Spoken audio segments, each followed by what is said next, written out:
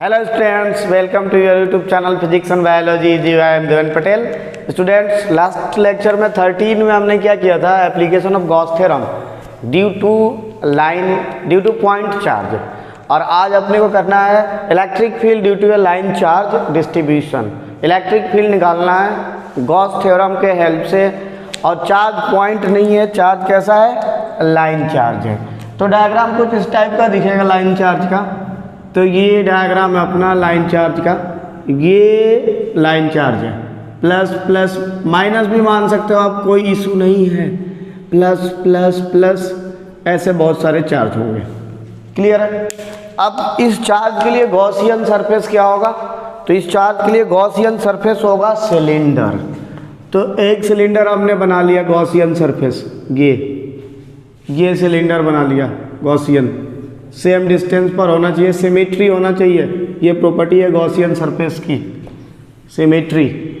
तो ये रहा हमारा गॉसियन सरफेस और ये सिलेंडर, ये हो गया हमारा सिलेंडर हो गया। तो स्टेप फर्स्ट में क्या था कि सबसे पहले आपको क्या करना, गॉसियन सरफेस ड्रॉ करना है। Step number first. तो फर्स्ट में था कि ड्रॉ ए गॉसियन सरफेस। और गॉसियन सरफेस ऐसे ड्रॉ करना आपको कि जिस पॉइंट पर आपको इलेक्ट्रिक फील्ड निकालना है, पॉइंट पी पर, वो जो पॉइंट है कहाँ आना चाहिए, गॉसियन सरफेस पर आना चाहिए। तो ये वाला पॉइंट आना चाहिए गॉसियन सरफेस पर। आर डिस्टेंस हमने अपनी तरफ से मान लिया कि ये डिस्टेंस क्या था, आर था। अब मान लो ये गॉसियन सरफेस हमने बना लिया और अब चाहते हो यहाँ का इलेक्ट्रिक फील्ड निकाल ले, तो नहीं निकलेगा। तो P कहाँ आना चाहिए, on the Gaussian surface, surface के ऊपर ही आना चाहिए वो पॉइंट जहाँ पर आप इलेक्ट्रिक फील्ड निकालना चाहते हो। तो ये P क्या है, P है पॉइंट जहाँ इलेक्ट्रिक फील्ड निकालना चाहते हैं। P is the point where we want to find electric field। तो P ऐसा बिंदु है, ऐसा पॉइंट है जहां पर अपने को क्या निकालना है, इलेक्ट्रिक फील्ड निकालना है। चलो ओके, देखते हैं आगे। इसमें इलेक्ट्रिक फील्ड की डायरेक्शन कैसी होगी, तो प्लस चार्ज है वो टाटा बाय बाय करने वाला है, दूर भेजता है, जाओ। माइनस होता तो अंदर की ओर होता, तो प्लस है तो बाहर की ओर होगा। तो ये इलेक्ट्रिक फील्ड की डायरेक्शन है। ये सारी इलेक्ट्रिक फील्ड की डायरेक्शन है।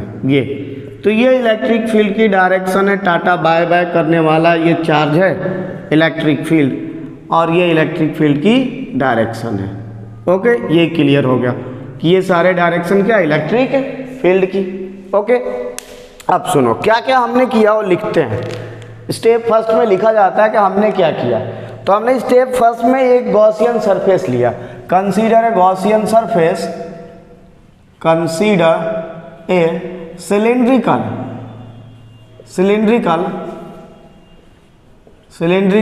Gaussian surface. तो हमने एक सिलिंड्रिकल गॉसियन सरफेस ले लिया और उस गॉसियन सिलेंडर का जो सेंटर होना चाहिए ना, एक्सिस जो होना चाहिए सेंटर का, वो क्या होना चाहिए, तो ये लाइन चार्ज ही एक्सिस होना चाहिए। तो ये वाला जो है आपका एक्सिस है, axis of the cylinder, axis of the cylinder, इतना जरूर करना है। अगर आप एक्सिस नहीं लोगे तो फिर सिमेट्री नहीं होगा ना। आप एक्सिस लोगे तो राइट साइड लेफ्ट साइड दोनों इक्वल होगा, तभी तो सिमेट्री होगा। तो ये सिमेट्री है, सिमेट्रिकल है। तो जब तक हम सिमेट्रिकल नहीं लेंगे तब तक नहीं काम बनेगा, क्योंकि फिर आप इस साइड में ज़्यादा होगा, इस साइड में कम होगा। और ये गॉसियन सरफेस क्या होता है, सिमेट्री होता है। तो सिमेट्रिकल होना चाहिए। तो ये एक्सिस लेना है अपने को, और P पॉइंट पर अपने को इलेक्ट्रिक फील्ड निकालना है। डिस्टेंस क्या आ रहा है, consider a Gaussian surface with axis is line charge। तो एक्सिस क्या है इसका, लाइन चार्ज है, line charge. And point P is on the surface surface of the cylinder और गॉसियन सरफेस, सिलेंडर के सरफेस पर होना चाहिए पॉइंट P विद डिस्टेंस और रेडियस, कुछ भी बोलो आप, distance r from the line charge distribution, और आप ये भी बोल सकते हो cylinder with distance r from the axis of the cylinder, cylinder के एक्सिस से r डिस्टेंस पर है। ये नंबर फर्स्ट था। उसके बाद नंबर फर्स्ट में था specify E area vector and theta. तो इसमें E हमने स्पेसिफाई कर लिया, E ये E है इलेक्ट्रिक फील्ड, ये सारे इलेक्ट्रिक फील्ड है। वेक्टर आप समझो वेक्टर भी है, electric field, electric field, electric field, electric field. अब एरिया वेक्टर देखो, ये वाला जो सरफेस है ये वाला सरफेस, तो इसका एरिया वेक्टर यहाँ आने वाला है, ये कर्व सरफेस। और ये वाला जो सरफेस है, ये जो प्लेन सरफेस है, इसका एरिया वेक्टर यहाँ आने वाला। अच्छा, एरिया वेक्टर क्या होता है? तो एरिया वेक्टर उस सरफेस एरिया के परपेंडिकुलर होता आउटवर्ड नॉर्मल 3D में। तो ये आउटवर्ड नॉर्मल हो गया और ये भी आउटवर्ड नॉर्मल हो गया एरिया वेक्टर, ये हो गया। तो यहाँ पर दो सरफेस आप देखो, एक तो कर्व सरफेस है, एक प्लेन सरफेस है। प्लेन सरफेस में ये कर्व सरफेस में ये है। तो फर्स्ट वाले में हमने इलेक्ट्रिक फील्ड स्पेसिफाई कर लिया और एरिया वेक्टर कर लिया। अब एंगल क्या होगा? तो जो हमारा प्लेन सरफेस है, जो क्रॉस सेक्शनल है इसका, प्लेन सरफेस, उसमें आप देखेंगे तो एरिया वेक्टर परपेंडिकुलर है इलेक्ट्रिक फील्ड के। इलेक्ट्रिक फील्ड इस डायरेक्शन में, एरिया वेक्टर उस डायरेक्शन में, परपेंडिकुलर है। तो फिर दोनों के बीच में एंगल कितना है? 90 डिग्री है। किस सरफेस के लिए? कर्व के लिए, सॉरी प्लेन सरफेस के लिए। उसके बाद कर्व सरफेस का आप देखेंगे, कर्व सरफेस, उसके लिए क्या होगा? तो उसके लिए एरिया वेक्टर ये इधर भी बनेगा, तो एक ही सरफेस है ना, तो एरिया वेक्टर ये, और ये क्या है? Electric field. दोनों के बीच में एंगल कितना है? 0 डिग्री। तो इस केस के लिए एरिया वेक्टर पैरेलल है इलेक्ट्रिक फील्ड के, इलेक्ट्रिक फील्ड के पैरेलल है एरिया वेक्टर। तो फिर यहाँ पर थीटा क्या बनने वाला? 0 डिग्री, 0 डिग्री बनेगा। ये थीटा क्या है? तो theta is the angle between area vector and electric field. यहाँ लिख देता हूँ, theta it is the angle between electric field E and area vector ये। तो ये एंगल है electric field and area vector का थीटा। यहाँ तक समझ में आ गया। ये था हमारा स्टेप नंबर फर्स्ट। ओके, उसके बाद स्टेप नंबर 2, फिर से मैं स्टेप नंबर फर्स्ट बता रहा हूँ आपको। एक गॉसियन सरफेस लेना है, सिमेट्रिकल लेना है, जिस सिलेंडर लेना है, एक्सिस ये लाइन चार्ज ही होना चाहिए, एक्सिस ऑफ द सिलेंडर, ये एक्सिस है सिलेंडर का, और ये सिमेट्री होना चाहिए। तो लाइन चार्ज को ही एक्सिस ले लेंगे। r डिस्टेंस पर P पॉइंट है जहाँ पर अपने को इलेक्ट्रिक फील्ड निकालना है with the help of Gauss theorem, और ये हमने लिख दिया। उसके बाद आपको स्पेसिफाई करना है कि थीटा क्या होगा और एरिया वेक्टर कहाँ होगा, इलेक्ट्रिक फील्ड किधर होगा, स्टेप नंबर फर्स्ट में। सेकंड नंबर में आपको निकालना क्लोज इंटीग्रल E ds, ये निकालना है second number step, close integral E ds। Okay, clear है? तो ओके, उसके बाद अब इसमें क्लोज इंटीग्रल का मतलब पूरा सरफेस, क्लोज का मतलब यही तो है, पूरा सरफेस। तो इसमें सरफेस को मैं इसको 1 मान लेता हूँ, अलग अलग सरफेस मान लेता हूँ। इस वाले सरफेस को 1 मान लेता हूँ, इस वाले सरफेस को 2 मान लेता हूँ, इस वाले सरफेस को 3 मान लेता हूँ, कन्वीनियंट के लिए 1, 2 एंड 3। तो close integral E ds, dot product भी हटा दिया हमने, कॉस थीटा, और सरफेस कौन सा है? 1 के लिए, 1 सरफेस के लिए, plus close integral E ds cos theta surface number 2 के लिए। ओके, थर्ड यहाँ लिख देता हूँ, close integral E ds cos theta surface number 3 के लिए। ठीक है। अब इसमें फर्स्ट और सेकंड और जो थर्ड है ना, वो क्या है, वो कर्व सरफेस है, और कर्व सरफेस का प्लेन सरफेस है, और प्लेन सरफेस का थीटा कितना है, 90 डिग्री। ये जो फर्स्ट सेकंड और थर्ड है वो कौन सा सरफेस है, प्लेन सरफेस है, और प्लेन सरफेस का एंगल कितना है, 90 डिग्री है। तो वैल्यू रखते हैं और देखते हैं। तो आया अपना close integral E dot D S, और फर्स्ट वाले में आप देखिए तो फर्स्ट वाले सरफेस का ई डी एस कॉस, फर्स्ट वाला सरफेस कहाँ है, यहाँ पर है, और इसके लिए एंगल कितना है, 0 डिग्री। तो cos 0 degree plus close integral E D S cos. अब कौन सा सरफेस है, सेकेंड वाला सरफेस के लिए एंगल कितना है, 90 डिग्री। तो 90 degree plus close integral third वाले के लिए ई D S cos 90 degree. Third वाले के लिए क्या है, थर्ड कहाँ पर है, यहाँ पर है। थर्ड कहाँ पर है, प्लेन सरफेस के लिए, प्लेन सरफेस थर्ड कहाँ पर है, यहाँ पर है। ठीक है, यहाँ पर कौन कौन सा सरफेस है फिर मैं लिख देता हूँ 90 डिग्री के पास इस डायग्राम के अकॉर्डिंग। तो यहाँ पर है second number and third number, second and third. First कहाँ पर है, 0 डिग्री, यहाँ पर कौन सा सरफेस है, फर्स्ट नंबर। ठीक है, तो अब यहाँ से देखो आप cos 90 की वैल्यू 0, cos 90 की वैल्यू 0, खत्म। तो फिर क्या बन गया अपना क्लोज इंटीग्रल, फाइनली इसको रफ करूं डायग्राम को, अब काम नहीं है इसका, रफ कर दूं डायग्राम, डायग्राम कर दिया रफ।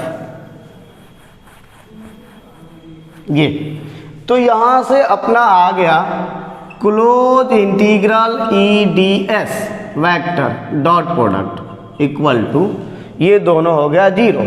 तो ये हमारा आया close integral E D S cos 0 degree. Cos 0 की वैल्यू कितनी है, कॉस 0 की वैल्यू बताओ भाई, कॉस 0 की वैल्यू 1। तो यहाँ से आ गया आपका E D S is equal to, ये आ गया आपका ई कांस्टेंट है, इलेक्ट्रिक फील्ड कांस्टेंट था, डी एस क्लोज इंटीग्रल। ये अब ये जो क्लोज इंटीग्रल आपका डी एस है, इसका मतलब सरफेस एरिया ही तो है। ये एस क्या आपका, सरफेस एरिया, ये ठीक है। अब आ जाओ सरफेस एरिया। उस डायग्राम में क्या करना है आपको, लेंथ एल लेना है, लेंथ एल। डायग्राम तो हमने हटा दिया, अभी यूज आ गया उसका सरफेस एरिया निकालने के लिए। तो जो डायग्राम आपका बना था, ये डायग्राम जो बना था यहाँ से लेकर ऐसे ये था, उसमें आपको ये क्या लेना है, एल लेना है। टोटल लेंथ क्या है, एल है, मतलब हाइट का एल है या लेंथ कुछ भी। तो यहाँ से डी एस, सिलेंडर का जो डी एस आएगा मतलब एस आएगा, वो कितना आएगा आपको डायग्राम में क्या करना है, लेंथ एल लेना है, जो डायग्राम बना हुआ था। ठीक है, तो एल लेंथ ले लिया, एल है सिलेंडर का लेंथ या हाइट बोलो आप। तो यहाँ से अपना आ गया E D S close integral vector is equal to E, और डी एस का बन गया एस, और सिलेंडर का कर्व सरफेस एरिया लेना है क्योंकि ये तो 0 हो गया, कर्व सरफेस एरिया। तो कर्व सरफेस एरिया होगा 2 पाई आर एल। तो ये आ गया आपका 2 पाई आर एल। अरे एक बार निकाला हमने सरकमफेरेंस 2 पाई आर, ये 2 पाई आर, और कहाँ तक जाना है, एल तक। तो आ गया 2 पाई आर एल। ये निकल गया आपका ई डॉट डी एस, और इसको कर लिया हमने इक्वेशन नंबर फर्स्ट। ये इक्वेशन नंबर फर्स्ट आ गया।